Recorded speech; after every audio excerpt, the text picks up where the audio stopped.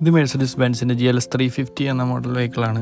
ഇതാണ് ഈ വെഹിക്കിളിൻ്റെ complaint. Parking brake service required എന്ന് പറഞ്ഞ മെസ്സേജും പിന്നെ അതുകൂടാതെ ഡ്രൈവ് ചെയ്യുന്ന സമയത്ത് ഇടയ്ക്ക് ബ്രേക്ക് അപ്ലൈ ചെയ്യുന്നൊരു ഫീലും. വെഹിക്കിൾ ഡയഗ്നോസ് ചെയ്തതിന് ശേഷം കംപ്ലയിൻറ്റ് നമുക്ക് കിട്ടിയായിരുന്നു. അറിയാം, റൈറ്റ് സൈഡിലുള്ള പാർക്കിംഗ് ബ്രേക്ക്, അതായത് ഹാൻഡ് ബ്രേക്കിൻ്റെ ഇലക്ട്രിക് മോട്ടോർ സ്റ്റക്ക് ആയിട്ടുള്ള കംപ്ലയിൻ്റ് ആയിരുന്നു. അത് റിപ്പയർ ചെയ്യാൻ പോസിബിൾ അല്ല.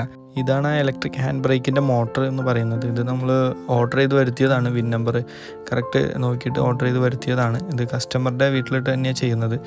അപ്പോൾ നമ്മൾ വീലൊക്കെ അഴിച്ചിട്ട് മോട്ടർ ഊരാനുള്ള വർക്കെല്ലാം സ്റ്റാർട്ട് ചെയ്തു.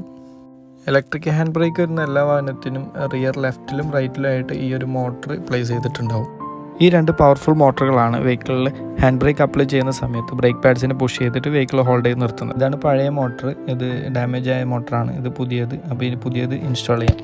അപ്പോൾ ഇൻസ്റ്റാളേഷനൊക്കെ കഴിഞ്ഞു. ഇനി വർക്ക് ചെയ്ത് നോക്കുകയാണ്. പെർഫെക്റ്റ്ലി വർക്കിംഗ് ആണ്. ഇതെല്ലാം ഓക്കെ ആയിട്ടുണ്ട്. വെഹിക്കിൾ വർക്കിന് ശേഷം ഒരു തവണ കൂടി സ്കാൻ ചെയ്തിട്ടുണ്ട്. അതിൻ്റെ റെക്കോർഡ്സ് എല്ലാം ഡിലീറ്റ് ചെയ്തു.